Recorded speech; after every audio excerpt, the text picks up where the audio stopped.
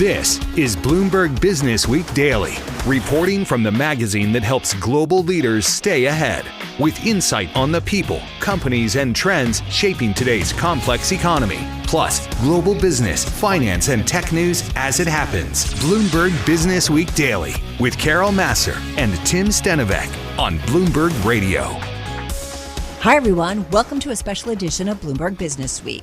We are looking at some of our favorite guests from the Schwab Impact 2025 event held this past week in Denver, Colorado.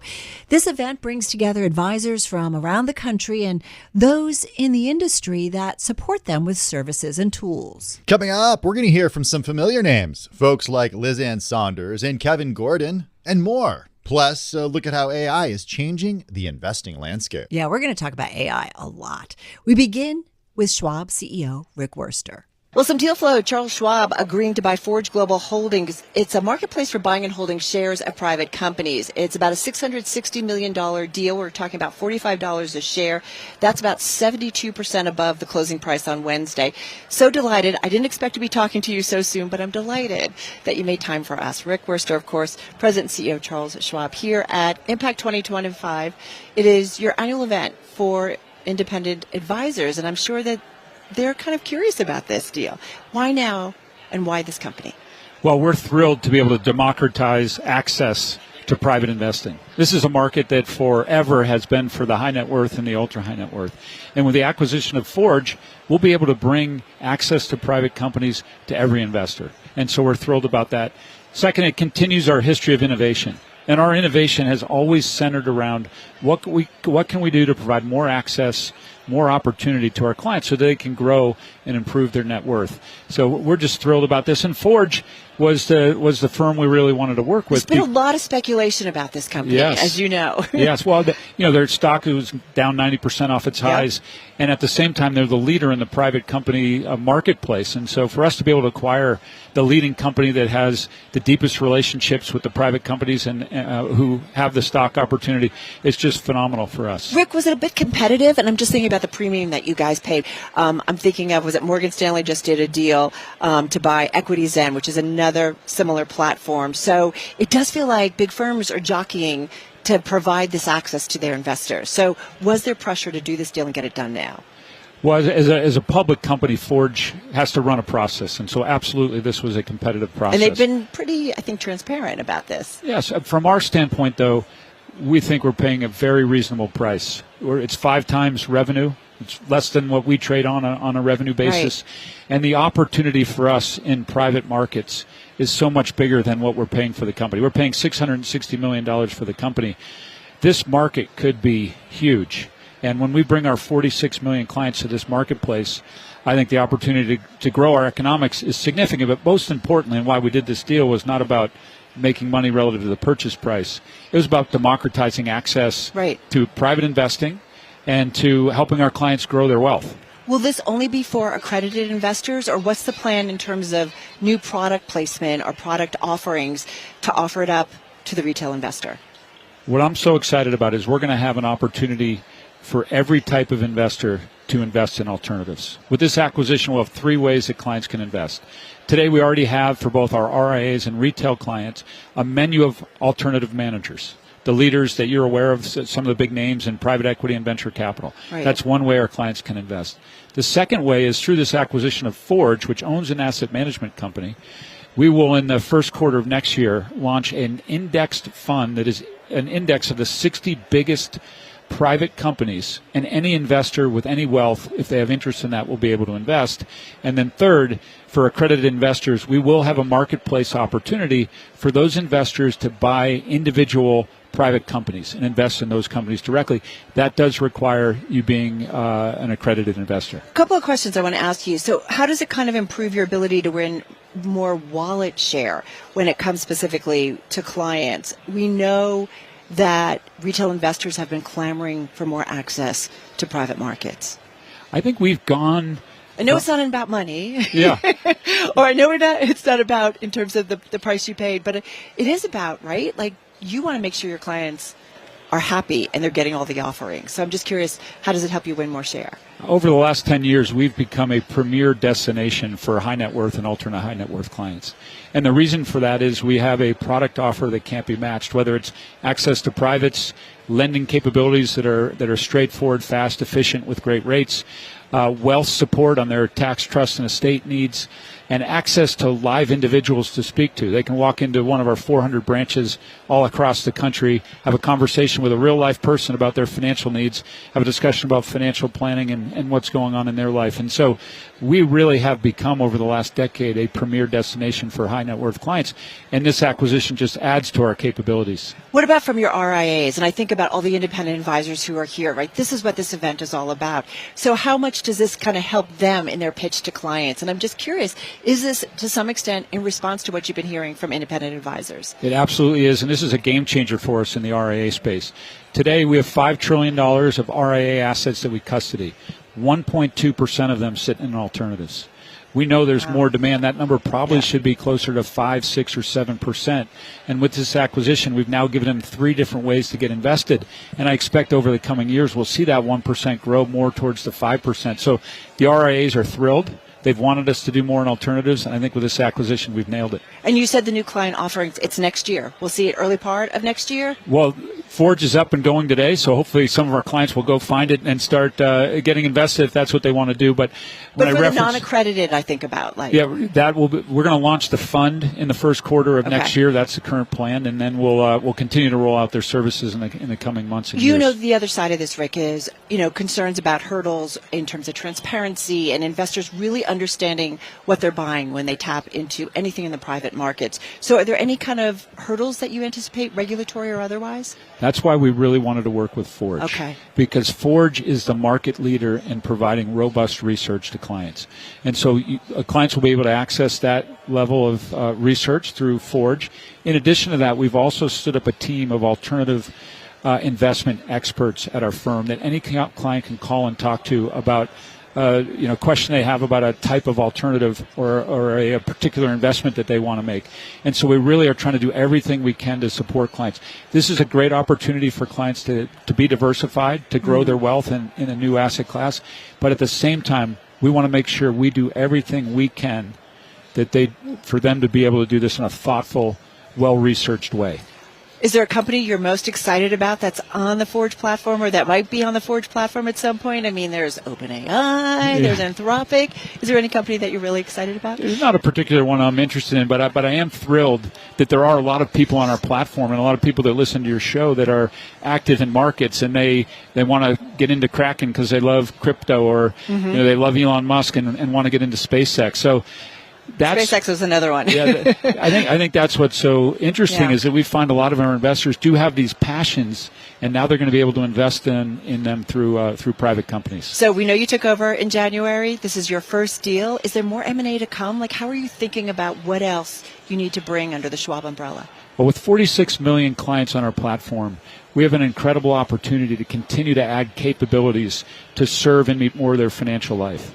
The average 50 or older than 50-year-old client has 7 financial services relationships in their life. So we want to add more and more capabilities so they can handle more of their financial life at Schwab. And as we add those capabilities, we'll either build them, we can partner, or we can buy. And so we'll look at all 3 of those. But we want to round out our capabilities and do everything we can to stand behind our clients and make a difference in their financial life. And just one last question, mostly small, probably tack-ons? I mean, you guys already have digested a large company, so I'm just curious. Or could it be a pretty significant M&A deal? It's going to depend. When again, we'll look at build, buy, partner based on what capabilities we want to add. But I think we're open to just about anything. We want to grow our company.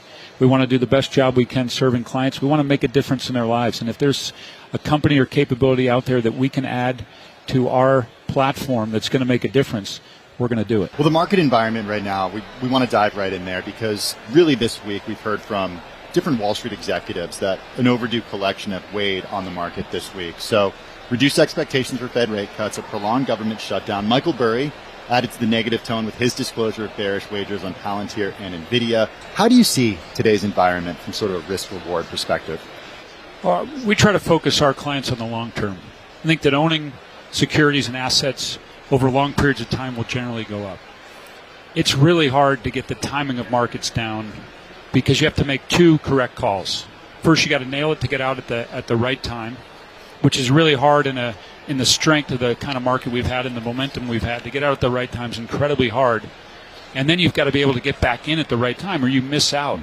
I was down in Charlotte, North Carolina, visiting with some clients, and I heard from one client who back in 2016 didn't like the presidential administration and so had sold out of stocks. And this was back when we were having a pullback, and they said would now be a good time to get back in the market.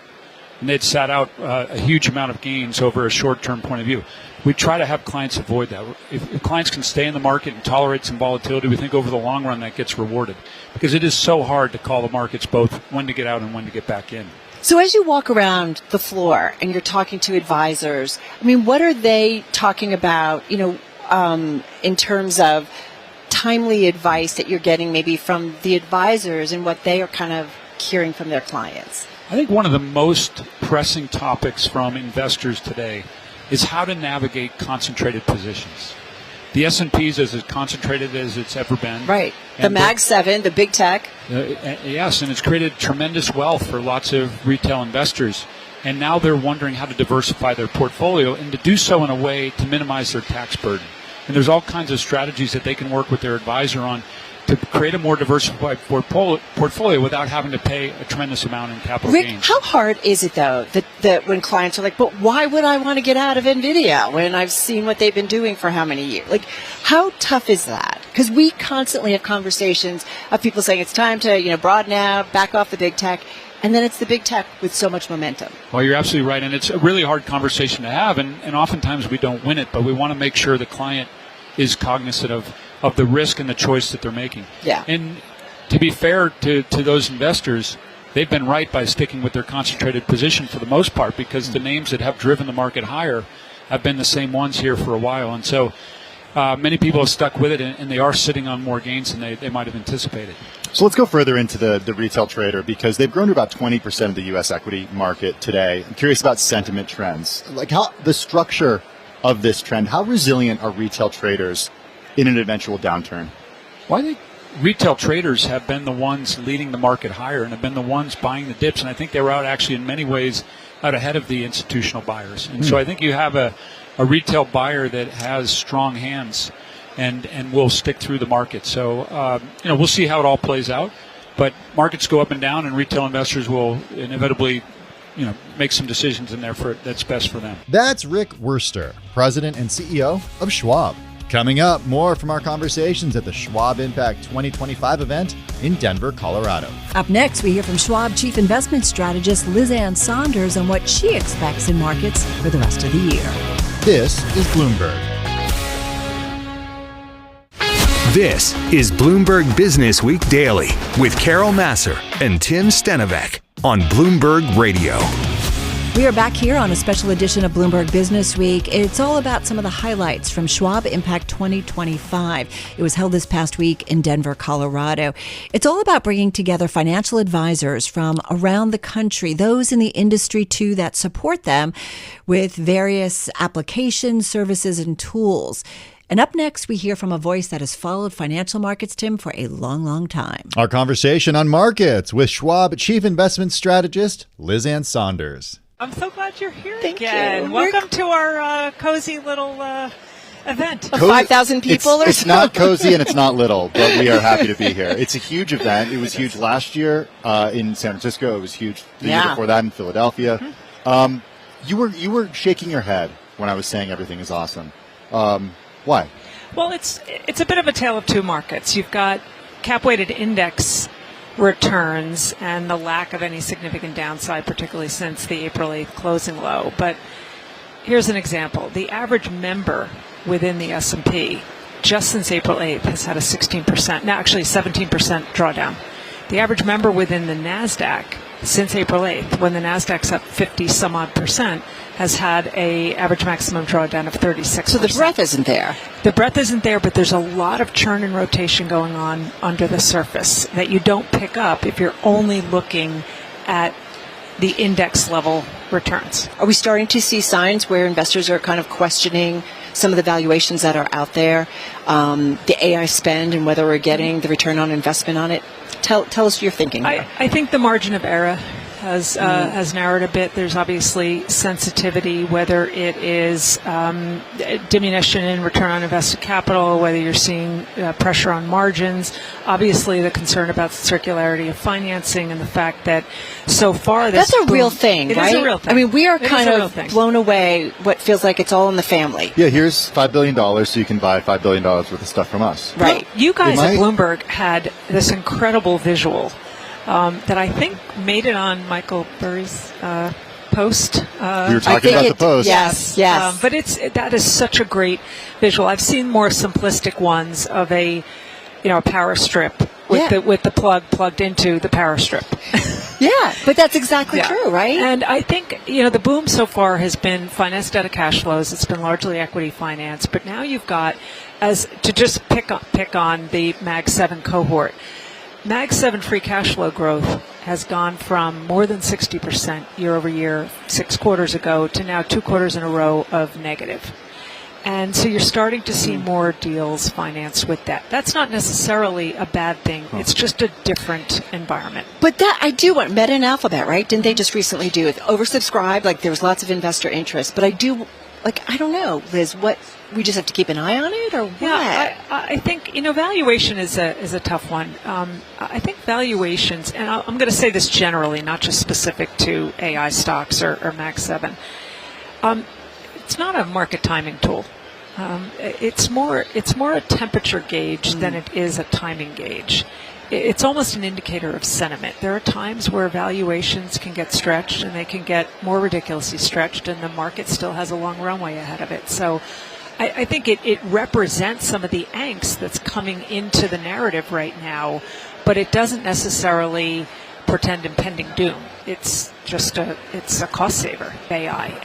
And it boosts margins. So we had the early focus solely on the hyperscalers and the chips, and then more recently it's gone into the energy usage in the data centers. Mm-hmm. Now I think where you're actually getting meat on the bones in terms of productivity statistics, in terms of the beneficial to costs, is the users of AI. And I think that is likely to continue. But then does it create this destructive element in our society as a result of those entry-level jobs, those white-collar jobs, those blue-collar jobs that end up being completely eliminated? I mean, I know we're talking about a future that none of us can see, but we had an interesting conversation with David Weston last week, and he was basically like, how do we have this pay off without the money savings from getting rid of all these employees, basically? I think that we're in a moment of creative destruction, to quote Schumpeter. Yeah. And that happens anytime we have a major innovation or we've shifted our economy from being an ag economy to industrial to innovation, and that happens.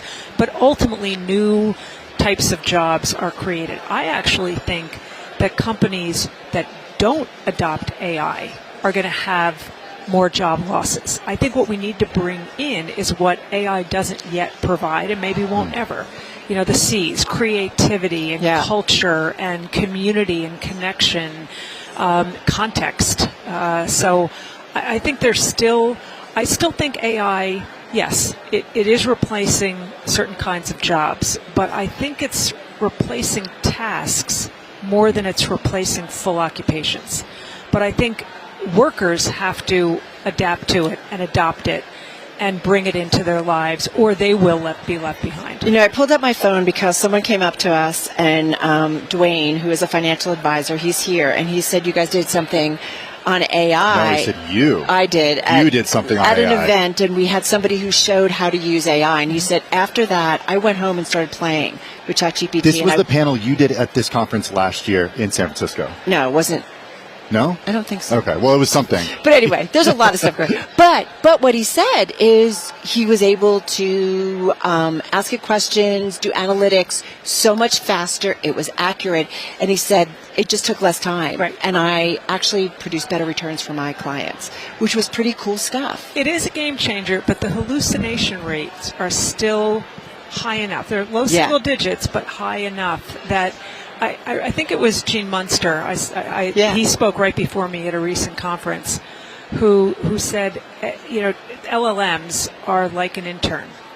They do a lot of the work for you, but you kind of have to check their work. Got to keep an eye on them. Yeah. Next 6 to 12 months, what do you think the investment environment looks like? I think these bifurcations that have pervaded the economy, even the inflation data, and obviously the stock market, I don't see a convergence to any significant degree. I think you're going to still see those bifurcations, whether it's from a CapEx perspective, AI or non-AI, asset owners versus non-asset owners, high-income consumers versus low-income consumers, tariff impacted goods versus non-tariff impacted goods from an inflation standpoint, and then obviously all those bifurcations.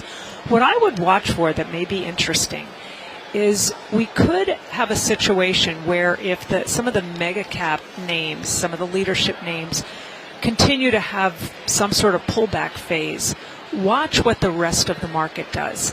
I don't think it's going to be extreme as late 2022, but what was interesting about that low in October of 2022 relative to the low prior to that in June of 2022 is that when you had the real crush, there was greater participation under the surface. That's what you want to look for. That's Schwab Chief Investment Strategist Liz Ann Saunders. We turn now to our conversation with Schwab's Jelena Kerr, Head of Advisor Experience and Wealth Solutions. My world is responsible for all things digital and investment products, banking solutions, and how you harness those together and help advisors extend them into their client base, especially the ultra high net worth clients. Who demand a lot, I bet. A lot. Yes. So I was shocked to see you've been at Schwab for more than 30 years.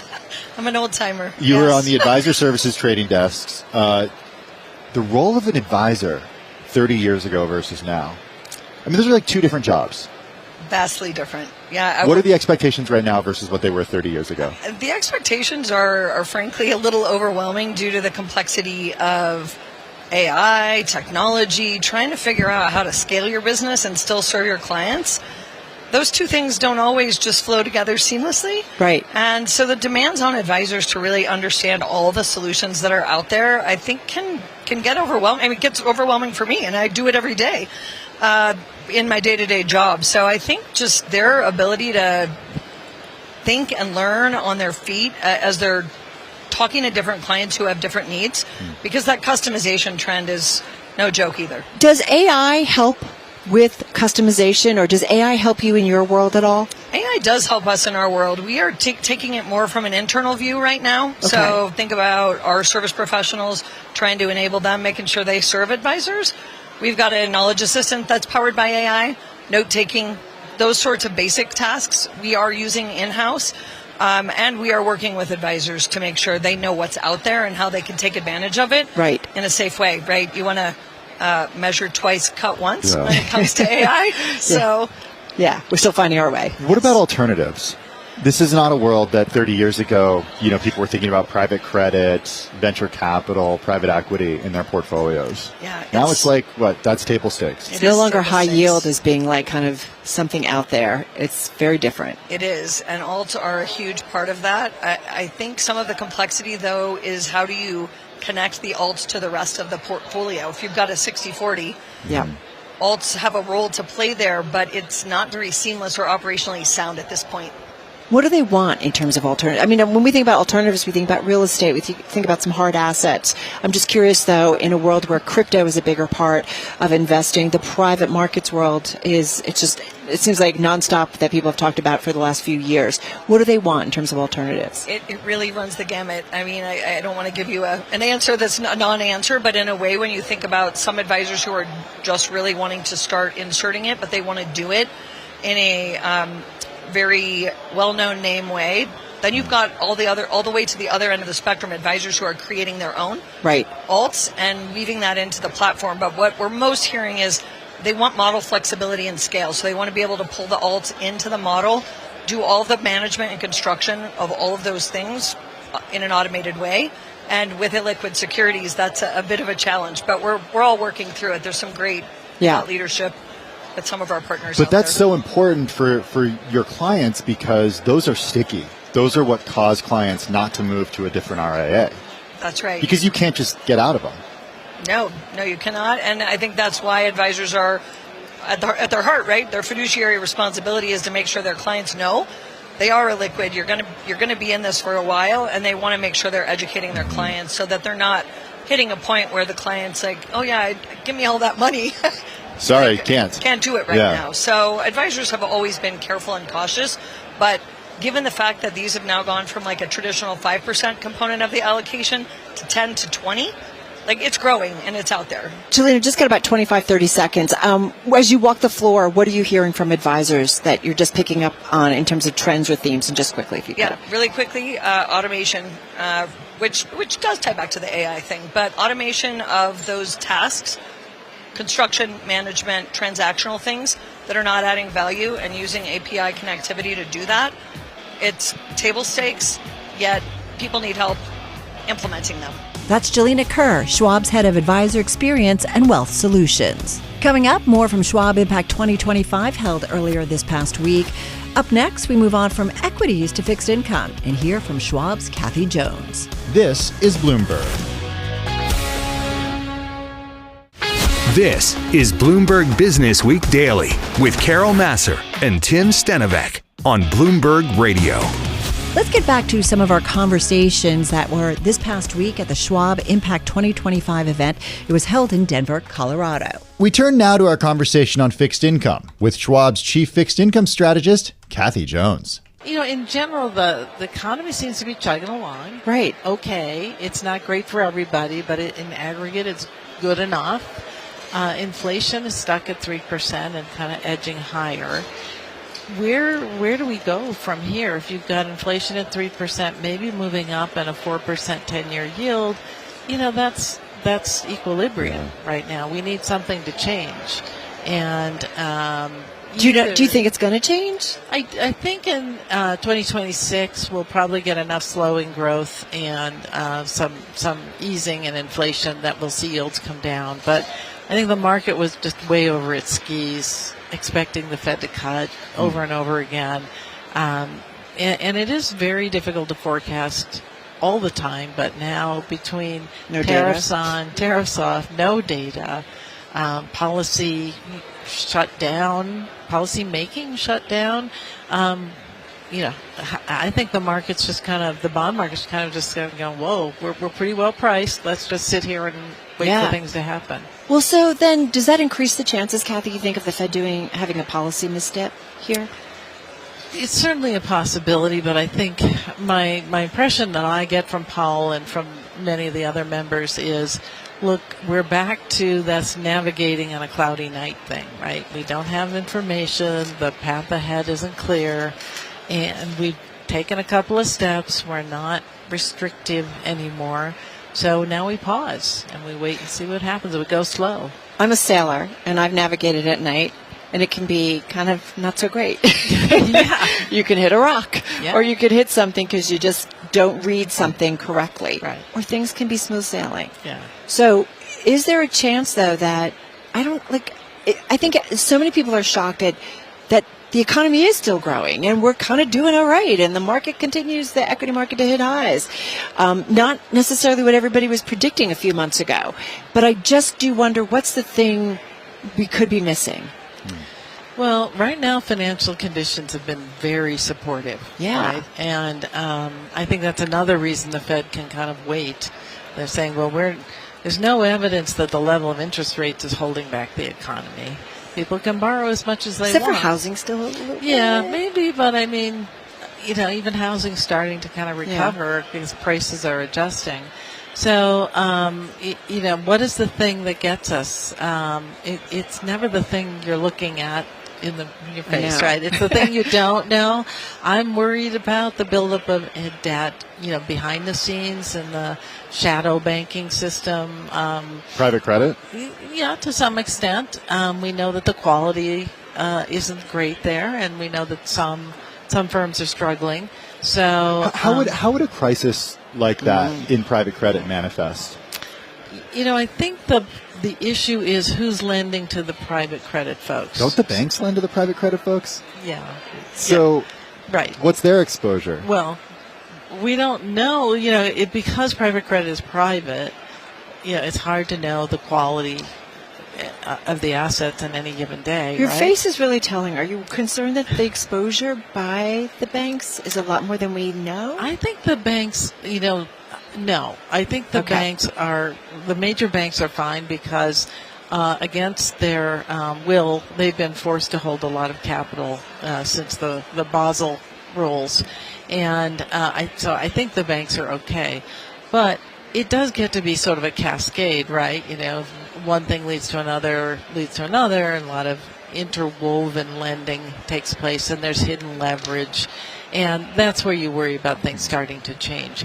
I don't have any particular... I didn't mean to put you on the spot. I don't have any particular, like, this guy's going to blow up story to tell. These are the ways in the past we've run into trouble. Somebody gets over-leveraged, asset prices get out of whack, people are overconfident, and then things change. Right. So it kind of brings us back to the Fed and how the Fed works in an environment such as this, in an environment where it's not getting much data. We did hear from Lisa Cook this week. She said she sees the risk of further labor market weakness as greater than the risk of inflation will pick up. Chicago Fed President Austin Goolsbee said he was more nervous about inflation. Who's right? Yeah, we'll find out. We'll find out when we reach our destination. Yeah, I'm more in Goolsbee's camp right now. Although the labor market has clearly softened, some of that is supply side, right? So we got the ADP numbers today. It was a positive number. Who's to say that number isn't consistent with equilibrium in the labor market? So are these numbers accurate now? Because ADP is as accurate as we can get right now. Yeah, but at the moment. But when we used to get government data, we used to get the ADP numbers on the day before or a couple days before. Right. Day before? I don't even remember. It was this the world that we Wednesday, don't. right? Yeah, we'd get them earlier. Yeah. And then we'd get the numbers from the government, and they would oftentimes not even be close to one another. Yeah, and that's true. I think part of that is ADP is private sector only. They didn't include government workers, so there's that discrepancy. And their surveys are different, but it's all we've got to go on.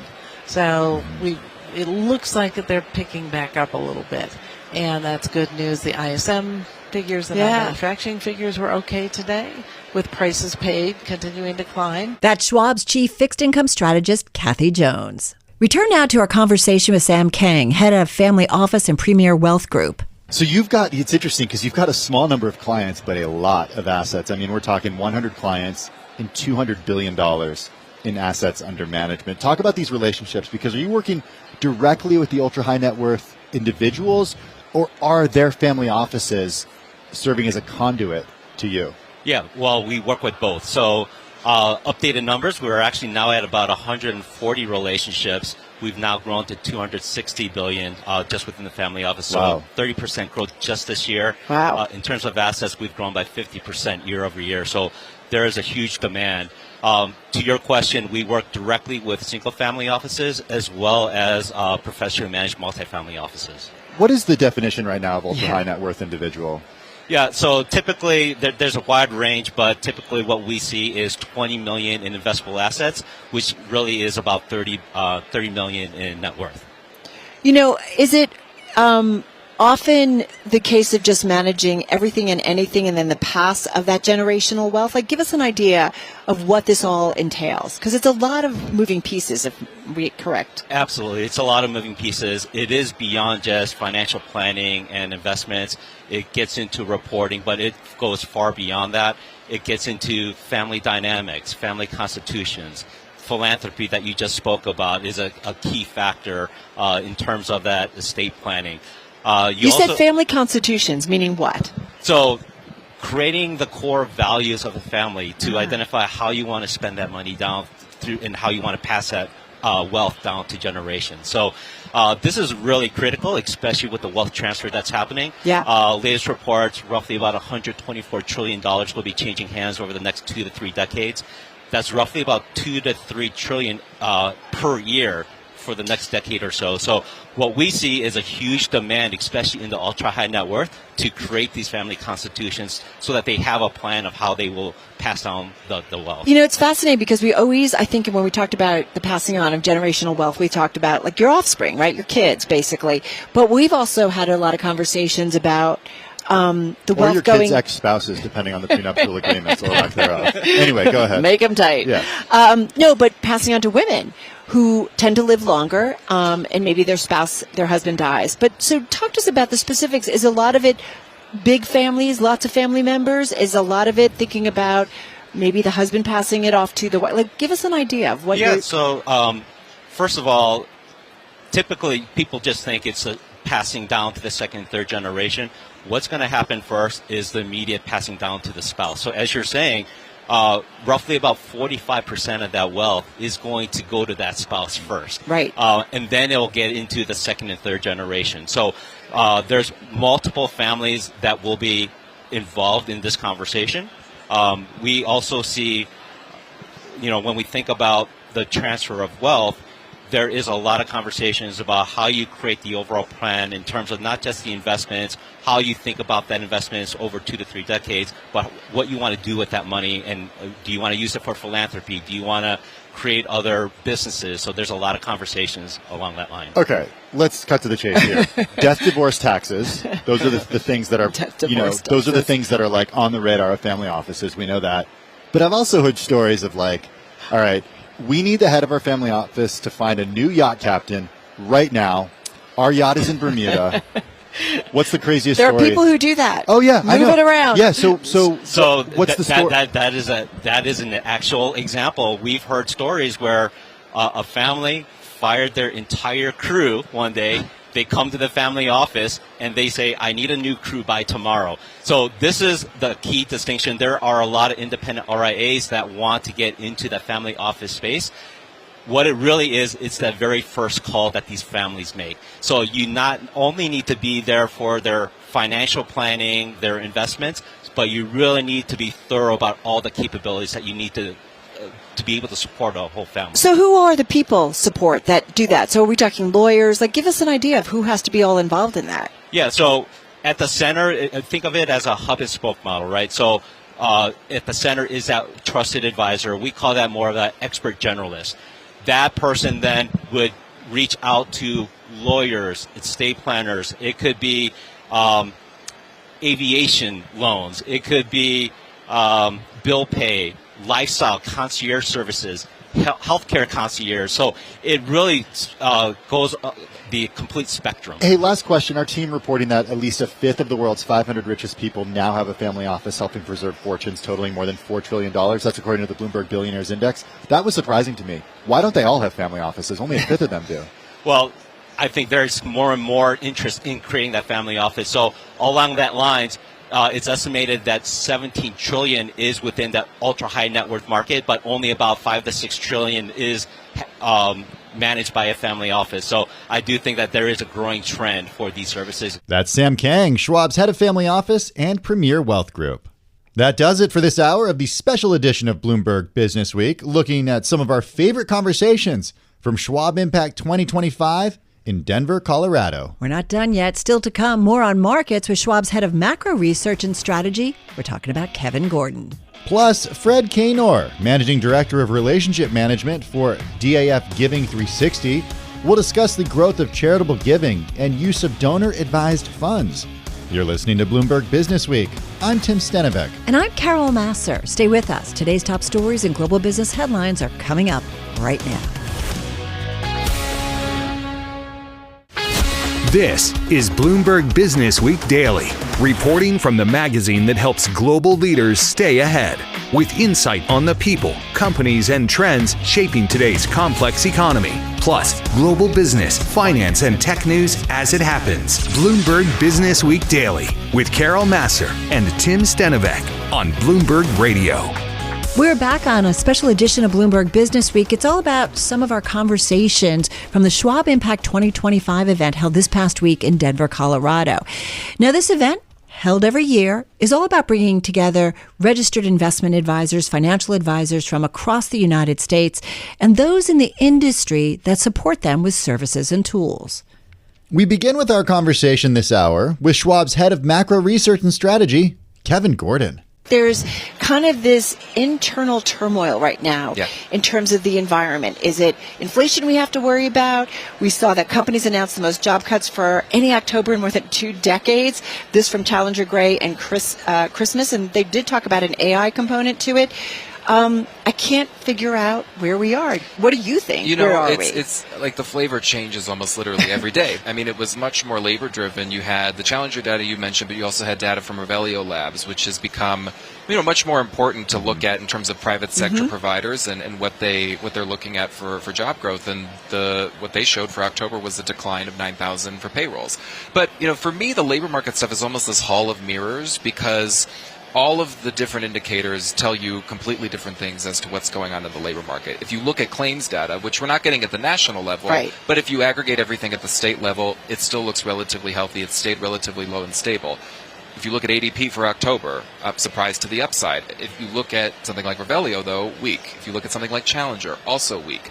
The interesting thing with Challenger is, and we always try to make this important distinction and emphasis for investors, they're layoff announcements. They're not exactly cuts themselves. So there is a little bit of a lag there in terms of what you can expect. Yeah, oftentimes 90 days. Right. Plus, I think the one thing that is, I will say, maybe a little bit more worrisome with the one for October relative to what we saw earlier this year, because there was a huge pickup in Challenger job cut announcements earlier this year, but most of that was at the federal level. That was focused on what everything was going on regarding DOGE. Like DOGE, This one's a little bit more broad-based. As you mentioned with the AI overlay, the concentration for the sectors was mostly in tech and warehousing, so clearly there's cost-cutting going on by companies, which is never a good feeling. No, and I think what's been interesting so far, it's been relatively methodical, where it's gone sector by sector. It hasn't been broad-based across the economy, which I know I've talked about this with you guys a lot, and Lizanne, who I work with closely on this, are the sort of this concept and thesis of rolling recessions in the economy. You're still experiencing that to some extent, where it's not filtering up to the surface, and it's not aggregating together to give you a full-blown traditional recession, but it's still happening in pockets. We know her as Lizanne. We all call her Lizanne Saunders, too. Exactly. That's the Lizanne you're referring to. So, Kevin, going from the corporate world and thinking about, okay, what are companies doing with employees? How are they hiring? How are they firing? How are they announcing this? To consumer spending, because the consumer powers this economy. Yeah. We're getting some troubling anecdotes. What do you see? What's interesting is that when you look at, this is where the labor market's so crucial to understand the differences between the stock and the flow. So the stock of labor is still relatively healthy. You look at a mostly fully employed America, and that's where we're at.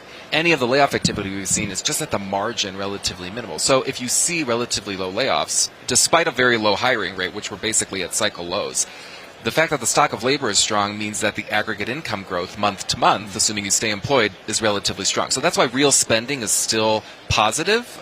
But to your point about some of these anecdotes and some of these cracks under the surface, they are starting to widen a little bit more, especially if you look at that bottom half of what everybody calls now the K-shaped sort of economy. How do economists look at that bottom rung? You could break it down by wealth level. I like the Fed data and looking at sort of percentile levels of wealth. But in terms of like overall economic growth and what the Fed, how do you think about? This is the tough part, because when you there's look a social answer, and then there's the multiplier effect up the wealth and the income spectrum is just much stronger. Yeah. That's just the math. And when you look at how well asset markets have done over the past couple of years, even this year, the bounce from the April lows, if you're benefiting from that as an asset owner, we have household exposure to equities at an all-time high, beyond where we were, just slightly, but still beyond where we were at the peak in 2000. So the wealth effect and the power of the market in terms of an economic driver has become quite strong and quite potent. So I think when you add that together with what is traditionally an economy that has become more, or I shouldn't say traditionally, but over time has become more powered by that wealthy cohort, then you've got a pretty strong effect. When you say full employment, how do you define that, and then how does the Fed define Looking that? Because a relatively low unemployment rate to history. Compared to history, there has been a little bit of an uptick, but you look at that and you look at overall payrolls, and we're still right around all-time highs. But does it mean the person who's has the computer science undergraduate degree is working in computer science or working at Chipotle? Oh, yeah, exactly. Fully employed. That's the question. Just sort of in nominal terms, looking at it face value, a job being a job. Whether that job is perfectly matched with what the person is doing, that's a little bit of a how do we story. measure that? Well, because it doesn't. That seems like a concern right now. Well, that I think is going to show up, probably start to show up a lot more within the next year in a lot of the labor flows that we're going to get. Because one of the longer term concerns I have for the labor market is what's happening right now in some of the churn with the pretty significant decline in immigration, but also not sort of the lack of replacement of a lot of those jobs. We're just not seeing that happen, and you see that happening in youth unemployment, black unemployment. It's really starting to spread in some of those pockets. So the areas that were supposed to benefit throughout this year, as you had more of a domestic strengthening in the native-born labor force, it's not yet happening. So it's a little bit lagged. I hope it's delayed and not completely derailed. But I think in the next year, figuring out replacements for a lot of those lost jobs, that's going to be key. And the reason I brought up the Chipotle computer science example is hungry? always hungry, but that was what was cited in that New York Times article back in August. No. Computer science degrees having trouble finding those computer science jobs. Yeah. It's kind of this interesting environment we are when we look at the labor force. Hey, one of the things I wanted to ask you, your team shared with us that you believe TINA is back. And it's not the TINA that we think about. There is no alternative in terms of like U.S. stocks. Equities, yeah. But it's something we started off with about U.S. government data. Yeah. It is important. There's no alternative. I mean, the depth and the breadth of the government data, you just can't match it. And I think, so far, thank goodness, the markets have been sort of maybe in a negative way, whistling sort of past the graveyard of no government data. But, they've been able to manage through with corporate earnings. I think that's been a nice bridge to get us to when the shutdown ends. I think, though, the longer this goes on, I think what we have to keep in mind and what we've really been emphasizing to our clients is that, when you don't collect this data, yes, you can go back and retroactively get it, but it's not going to be clean. So you're going basically almost a quarter without this really key data. So you're going to have a delayed third quarter GDP report. You're going to have missing data in a way for the fourth quarter. And then you have benchmark revisions coming in February, which kind of throws another wrench into this. That's Kevin Gordon, Schwab's head of macro research and strategy, on site at Schwab Impact 2025. We turn now to our conversation with Schwab's Lisa Salvi, head of business consulting and education. We held a Bloomberg AI Finance Summit. It was just last month. We asked attendees in financial services, which area do you believe agentic AI holds the greatest potential to impact? And of course, agentic AI, we're talking about AI systems that can autonomously, and maybe sounds a little scary, but autonomously plan and execute multi-step tasks with minimal human oversight. Yes, that's a definition. Sounds great. But I know. Take over my world. I'm ready for it. So here's what the folks at that summit said, the findings. 62%, Tim, said the greatest potential would be in automating repetitive, complex tasks and workflows. 23% said generating alpha through faster, deeper insights. 11% supporting strategic decision-making across the enterprise. And then 4%, Carol, personalizing client experiences at scale. All right, so let's see what our next guest has to say. She works with independent advisors and their firms. Lisa Salvi is head of business consulting and education at Schwab Advisor Services. What did you think about those results? They're interesting to me. I lead a benchmarking study here for RAs specifically. It's an industry-leading amount of data. We had about 1,300 firms participate this year. 68% of our firms are using AI in some form. 2025, obviously, that was the year of the note taker, right? So that's kind of the story. I think on like a basic level, they're using it? It depends. So basic is just note taking, right? Yeah. And then now we're seeing more integration into the CRM system. So we're starting to see that, and it's starting to populate tasks and next steps.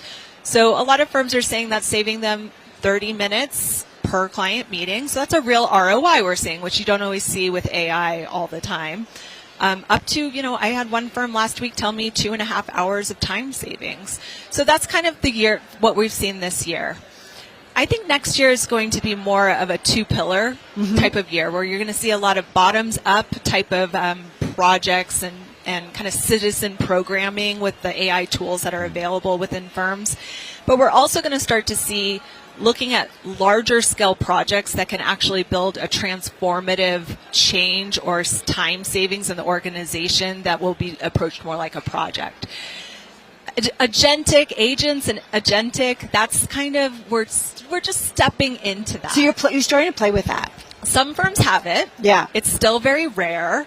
I think what I would like to see firms do is really start to focus on, two things. The boring one, the data. You got to get that data really good, because AI doesn't fix bad data; it just amplifies it. Oh, we know. Yeah, I know. Well, what about the finding alpha part of this? Because that surprised me. That's interesting. People were I don't optimistic about hear that very much from registered investment advisors. I don't hear as much on the investment side. I hear it more on reading research reports, giving them something to react to, and on the portfolio management side. I will say one advisor came up to us and was talking about actually something I had done at a different event where somebody showed a demo and then got into like AI in a big way and said it did a lot of things like computations, different things, tasks, and he was able to create better performance for his investors because it just happened quicker, and there are things he wouldn't normally maybe do or spend the time on because he just couldn't, and that he did, and that it did create some outperformance. It's interesting. It's where are you comfortable? So a lot of advisors are not wanting it to hit the client yet. Yeah. So that's going to be where we see some progression. But if you can create really comprehensive plans, and advisors need to be prepared too. Their clients are going to start doing it and come in with something, and that they're going to have to react to. When do you think we start talking about AI like we don't talk about the internet today? The idea that it's just this layer of technology that we're all using? I think it's still changing so rapidly. We're still seeing so many changes that we're going to be talking about it for a little while, especially as we get to that agentic layer. So first we're going to have projects, then we're going to have agents that just do things like one-off tasks, like read a research report on its own and email it to you without you asking it to do it. Then we get to what you guys were talking about at the beginning, the agentic layer. We have a whole bunch of these like bots that are doing things on their own and making decisions. We have a ways to go. That's Schwab's Lisa Salvi, head of business consulting and education. Coming up, more from our conversations at the Schwab Impact 2025 event in Denver, Colorado. Up next, we hear from Omar Aguilar. He is the CEO of Schwab Asset Management. That's next. This is Bloomberg.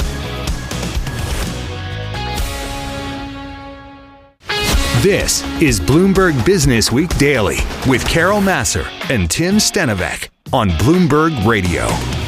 Back here on Bloomberg Businessweek Daily, looking at some of our favorite conversations and highlights from the Schwab Impact 2025 event.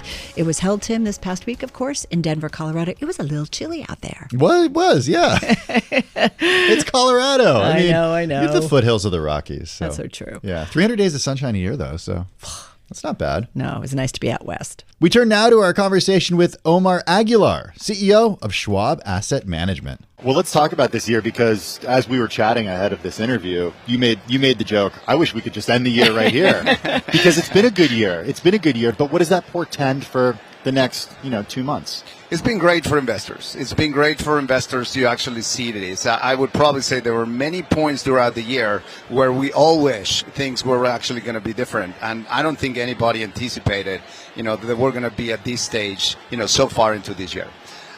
From the beginning of the year, the uncertainty around administration to Liberation Day to recovery to, the rise of AI to the economy, the consumer, all the way to where we are now. It's such been a ride that I think investors have taken advantage of. I was thinking about your background, and I just want to lay it out. You've got 25 years of investment management experience in equity markets.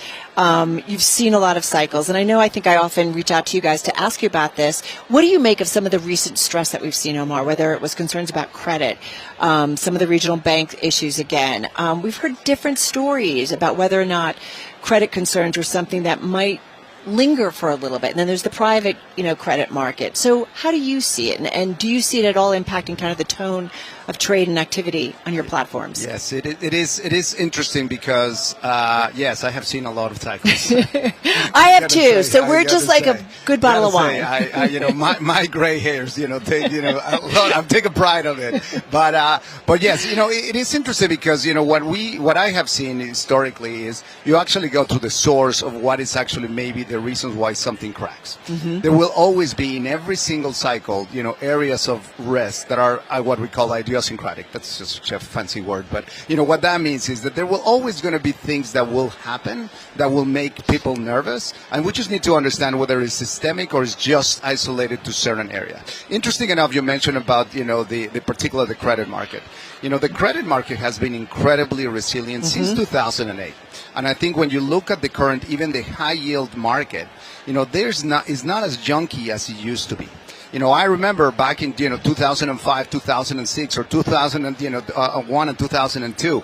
Those were periods where you will really feel that there was a lot of delinquencies, there was a lot of risk, there was a lot of uncertainty around them. When you look at it today, the delinquencies are growing, right, but not outside of the norm what you will have in this part of the cycle. Why do you think that's not happening? Well, a lot of that has to do with corporate America. Their balance sheets are fairly strong, and the amount of leverage that you see in corporate America is basically to the lowest in many decades.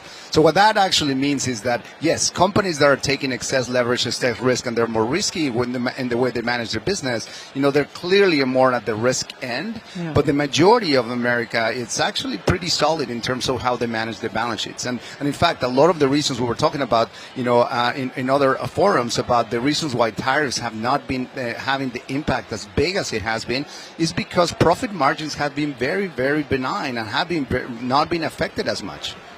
So does that mean that it's only a matter of time before we actually see inflation as a result of these tariffs, when these companies say we're not going to pad the impact anymore with our healthy profit margins, we're ready to pass these on? Well, we're already seeing some of that. We're already seeing two things. One is we're already seeing companies that they're not going to have a choice but actually pass through those increasing prices to the consumers.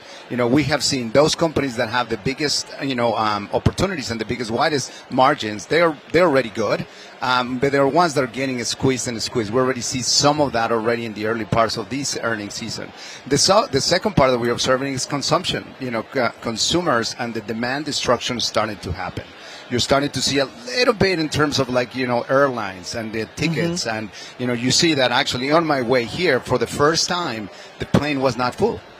That was unique because, for the entire year, you always go there and it's actually a big chunk of it. So you can see a little bit of that consumption starting to just get affected by it. This happened to us last month on our way back from Los Angeles. The person at the gate said, "This is crazy. It's been full pretty much until now." The flight was empty heading back. Yeah. Again, it's an anecdote. Yeah, We're not hearing it from airlines yet. But airlines have been so smart about keeping those planes packed, right? Yeah, so to me, it seems like a clear indicator. I know I said you've seen a lot of cycles, but I think about your background, Lehman Brothers, Merrill Lynch. These are firms that are no longer around, post GFC, the great financial crisis. So I guess I always try to think, what are we missing in an environment where so many people are like, it's okay.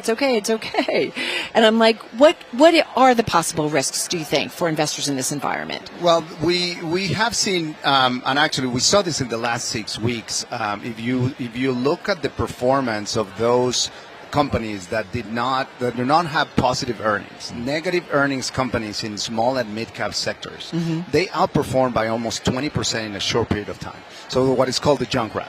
And in many cases, the concern is that this component of excess goes into areas that goes like that, and that volatility is not healthy. Omar, thank you always. Always appreciate it. Omar Aguilar, he's CEO and CIO of Schwab Asset Management. All right, so let's share some numbers with you. Check this out. 16,000 independent advisory firms, $5 trillion, Tim, in assets under management. That's the business that John Beatty oversees. He's managing director and head of Schwab Advisor Services. He joins us on site here at Schwab Impact 2025 in Denver, Colorado.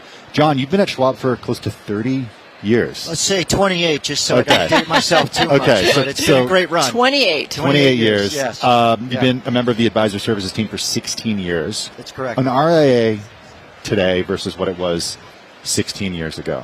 They want different things. Well, it's amazing. When I first joined Schwab 28 years ago in the advisor business, we custodied $100 billion for assets. Now it's $5 trillion. So that just gives you... Where is that in market share? So Advisor Services, Charles Schwab has about a 44% market share of independent advisors, doubled the nearest competitor. So we were first to the space back then, almost 38 years ago, and have really focused in on it and made it a main priority here at Schwab. And we've been rewarded by our clients with their growth.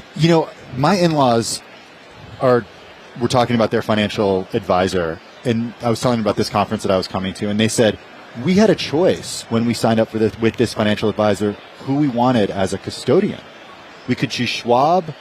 We could choose another company. Mm-hmm. Is that was surprising to me. I didn't know that RIAs had relationships with different custodians. Yes, RIA industry is the industry of independent advisors, and independence means that they have choice as who their providers are, whether that's custodian or asset management, fintech providers in their back office.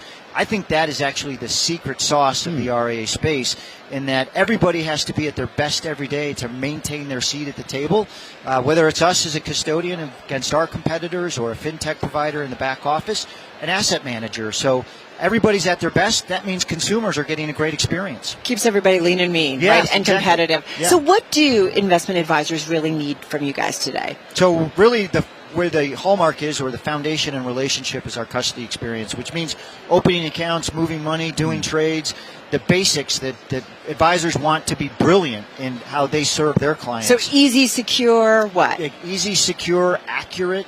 All of those things That are matters. important. And the last thing an advisor wants to do is have their custodian or any of their providers embarrass them in front of their clients. So, Right. so we have to be at a 99% accuracy rate in everything that we do for advisors, and that's why we're winning in the marketplace, is those brilliant experiences that we provide. What's the toughest thing in making sure that you guys are hitting on all those things, the accuracy, the security, all of it? Yeah, it's really the move from paper to digital. Yeah. And that's a change management thing in our industry. So we've made great progress in the last 5 years on that. Now, for example, moving money, wires, ACH transactions, we're 93%. What's ACH? It's the ability to move money overnight without a wire. Got it. Yes, Okay, forgive me. it's So go ahead. Yeah, it's an industry acronym. Sorry about that. No. But we're at 93% rate there, where just 5 years ago that was less than 50%. So what digital brings is it brings faster, more accurate, less errors in the ecosystem. New accounts, we're opening on a digital platform at about a 50-60% rate. We'd love to get that in the 80 to 90s. So that means modern experiences for the investor as well as the advisor. I was talking to one of the independent advisors before our program started, and he was telling me, he's like, okay, I've got this whole machine that runs Linux that just runs my Bloomberg terminal. Separate machine, separate keyboard. Then I've got my other two monitors. So 2 monitors over there. Then I've got my other 2 monitors with basically the Schwab dashboard and everything that Schwab offers that I can then offer to clients. What is that?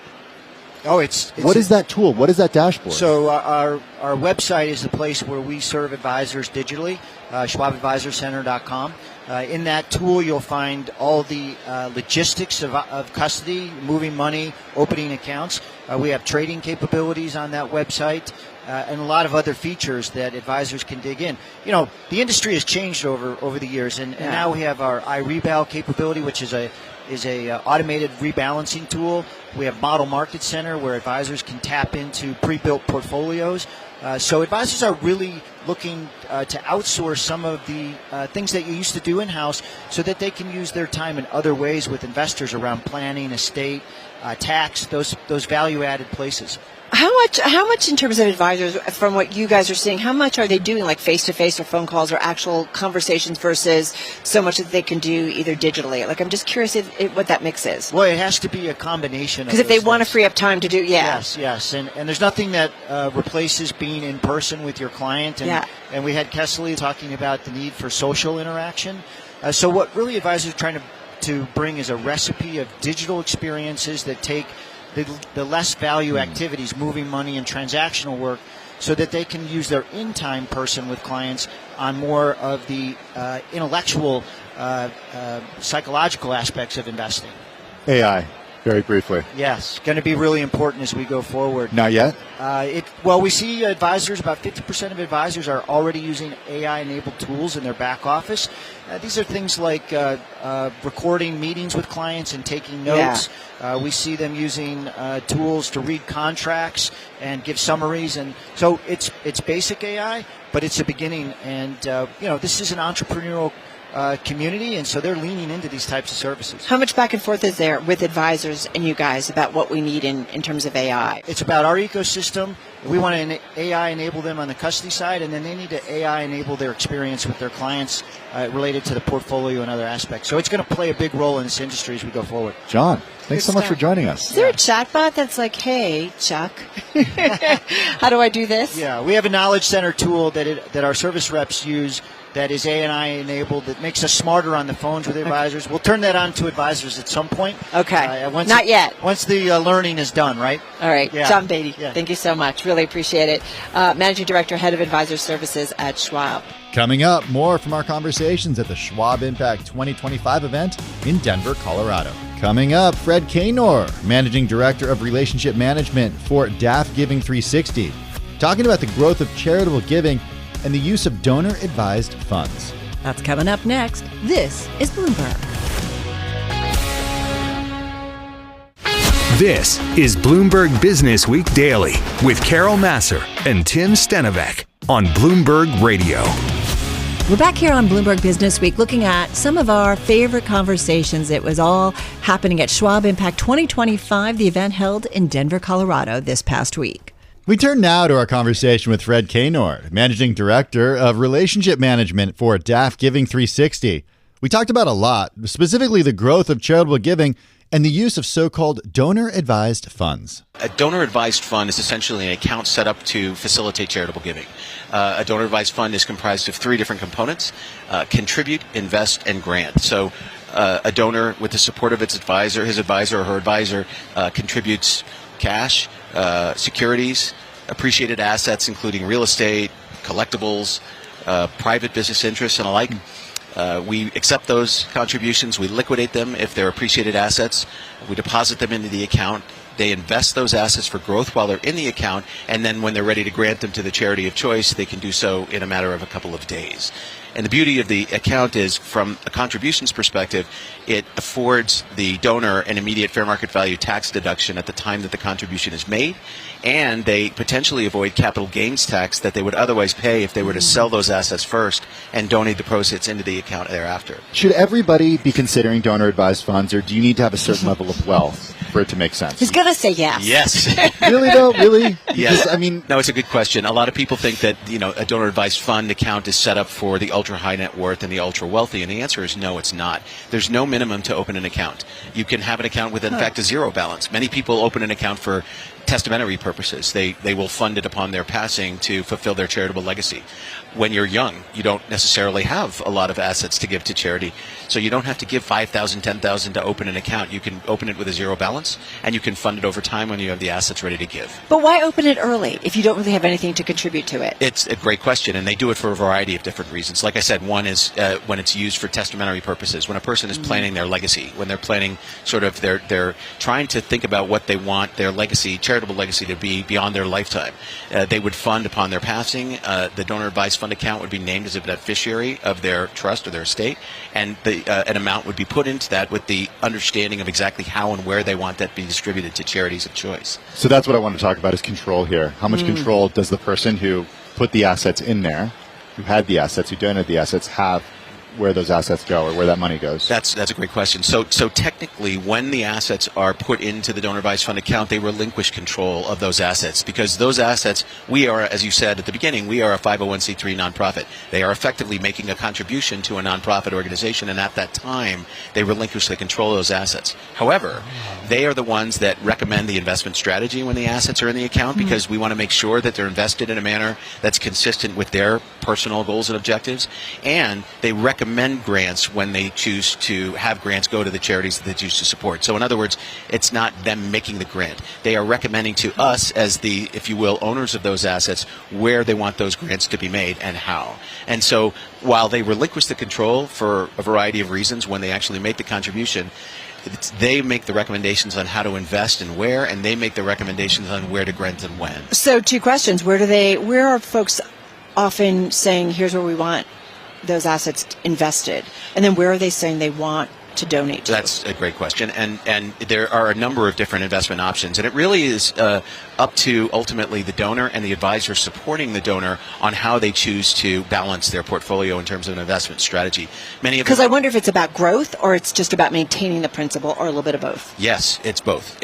Mostly it's both. People want to do a variety of different things. They want to maintain the balance. They want to grow it over time. And an interesting statistic is we have seen almost $4 billion in growth, in incremental growth as a result of utilizing a very effective and prudent investment approach while the assets are in the account. So above and beyond what they've contributed as a result of really effective and thoughtful investment of those assets, we've seen about $4 billion additional dollars ultimately made available to go to charities. So I interrupted you. So where are folks investing, right, and then where are they donating? So they're investing in a variety of ways. Some people want to invest around impact investing, for example. They want to do things with SRI, ESG. Actually, that's even growing. Impact is an evolving term, and it means different things to different people. But that's a big thing.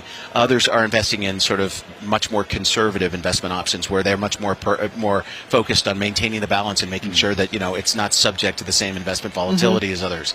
So it really, the answer to your question is that they're investing in whatever way they feel most comfortable investing those assets. If it's for impact, and that impact has a social return as in addition to financial return, and in other cases it's just really maintaining the balance, making sure that they have those assets there to be able to grant to charity whenever they choose. And then ultimately, where does that money go? So then the third component is granting. So we allow grants to any organization that is a 501c3 nonprofit in good standing with the IRS. Our database, we rely on the IRS database that is about 2 million strong right now. So really it's up to, and it's in the flexibility of the solution. It goes to wherever they choose to support it. It could be their house of worship. It could be their alma mater. It could be providing grants to disaster relief organizations when floods occur in Texas or fires occur in California. So it's really incredibly flexible in terms of where and how they grant it. Any place that they cannot donate? Just real quickly. It's not really. As long as it's a 501c3, a nonprofit organization in good standing with the IRS, generally speaking, we fulfill those grant recommendations. All right, so appreciate it. This was really fun. Fred, thank you so much. Thank you guys very much for the time. He is Managing Director of Relationship Management for DAF Giving 360, an independent 501c3 public charity, formerly known as Schwab Charitable. Tim and I here at Schwab Impact 2025. Now, you might recall over the summer, it was in August, President Trump signing an executive order directing the Labor Department to reevaluate guidance to fiduciaries to get them more comfortable with including private credit, digital assets, and other alternative assets in their retirement plans. Now, the SEC may also issue some new rules or guidance to change the definition of accredited investor or qualified purchasers. There's a lot going on that could open up a lot of different types of assets to retail investors. It's something that we've gotten into with the Schwab CEO. And kind of on pause right now, at least at the SEC level, because of the government shutdown. Yes. But still, this seems to be the direction that things are moving. All right, we have a great guest to get into on all of this. With some thoughts, and here at Denver, in Denver at Schwab Impact 2025, Kayla Culver. She's Head of Risk and Controls for Schwab Advisor Services. Good to have you here. There's a lot going on that could change, or there's a lot that is going on that means we won't see changes. How are you assessing kind of the regulatory environment and things that could change what investors can be investing in? So I feel like for advisors, it's a lot of whiplash right now. If we look at the prior administration and SEC Chair Gensler, there was constantly new rules coming out, and it was just like regulation overload for people. And now under Paul Atkins, we're expecting to see a reduced pace of regulation. So we see it as a good opportunity for advisors to really focus on getting back to basics, making sure that their compliance programs are up to date, that all of their ADVs are accurate. What are ADVs? Their disclosure documents that they have to file with the SEC. Really just making sure that like their house is in order, so that, because we're not under a constant flood of new things coming out. And then, we heard you talking about the executive order related to 401ks and being able to hold alternatives, different things in 401k accounts. That's something that, some advisors have interest in for their clients, and it's going to really depend on the plan. Like, is this something that the plan chooses to allow for that client or, for their plan participants, or does the plan not want to allow that? What direction do you see that moving in? If it does get approved, if it happens, if the SEC says, okay, this is totally fine, Is everyone going to be? Is it going to be like us having stocks and bonds in our? I don't think it'll be 401ks? for everybody. I think that we see. But will everybody have the option? Well, it's going to be up to the plan administrator. So who's ever sponsoring that plan, they're the fiduciary. They've got the ability to say, you're allowed to invest in X, or you're allowed to invest in, not allowed. So would that be at the company level for a certain company and its employees, or would it be at the whoever they decide is the plan administrator, like an Empower, for example? It's really like the plan sponsor who's choosing that. Okay. So why would a plan sponsor say no? Why would a plan sponsor say yes? I think they would say yes if they wanted to give their participants additional choices. Some plan sponsors may say no. We see it on the Schwab side, where we've got some plan sponsors that have opted into our personal choice retirement account offering, where you can basically have your 401k and self-direct it, invest in stocks and bonds and things that are outside of the plan allocation. It just really depends on their comfort level. Like from a conservative perspective, you might say we want to stick more with, these funds that we've chosen. Is it a good thing? I think it's, choice is always a good thing. So more freedom of choice. But as long as people are doing it smartly with the advice of an investment advisor, I think it's a smart decision. But I think there's always additional risk there. Well, the risks are, right, in terms of alt assets. Some things are not as liquid as others. And you need to understand that if you need to be able to get out of something, it's not liquid like stocks and bonds. Exactly. In many ways. And that's why I think doing things with the advice of a professional versus just, your friend told you this was a good investment, it makes more sense that way. On the regulatory front, in having advisors have less regulation right now, does more fall on them in terms of making sure that they're doing what's right, because those regulations aren't necessarily in place? And I know it's kind of a judgment for me to say, equate regulations with right. That's not what I mean to do, but we know the DNA that Paul Atkins has, the SEC chair, when it comes to this stuff. And he's much more laissez-faire than other SEC chairs in the past. Yeah, so what we keep reminding advisors of is just because there's, all this noise about deregulation and less new regulations, you still have to follow the fiduciary duty. You still have, there's still regulations on the books. There's still rules. You still have to do all the things and be making sure you're in the best interest of your client. So just because it's a more like laissez-faire kind of environment doesn't mean you still don't have principles that you have to adhere to. That's Schwab's Kayla Culver, head of risk and controls over at Schwab Advisor Services. And that does it for this special edition of Bloomberg Business Week, featuring some of our conversations and the highlights from the Schwab Impact 2025 event in Denver, Colorado this past week. For all of them, be sure to check it out at Bloomberg.com and wherever you get your podcasts. Hey, and also be sure to tune in to Bloomberg Businessweek Daily, Monday through Friday, starting at 2 p.m. Wall Street time on Bloomberg TV, Bloomberg Radio, and on SiriusXM Channel 121. And you can listen to us on Apple CarPlay and Android Auto. It's free in the Apple App Store or on Google Play. You can also watch our daily broadcast on YouTube. Just search Bloomberg Podcasts. And we're simulcast on Bloomberg Originals, available at Bloomberg.com/originals and streaming platforms like Roku, Amazon Fire TV, Samsung TV Plus, and more. Find our Bloomberg Businessweek Daily podcast at Bloomberg.com, Apple, or wherever you get your podcasts. And the latest edition of the magazine, it is available on newsstands now at Bloomberg.com and always on the Bloomberg terminal. I'm Carol Massar. And I'm Tim Stenovec. Have a good and safe weekend, everyone. Stay with us. Today's top stories and global business headlines are coming up right now.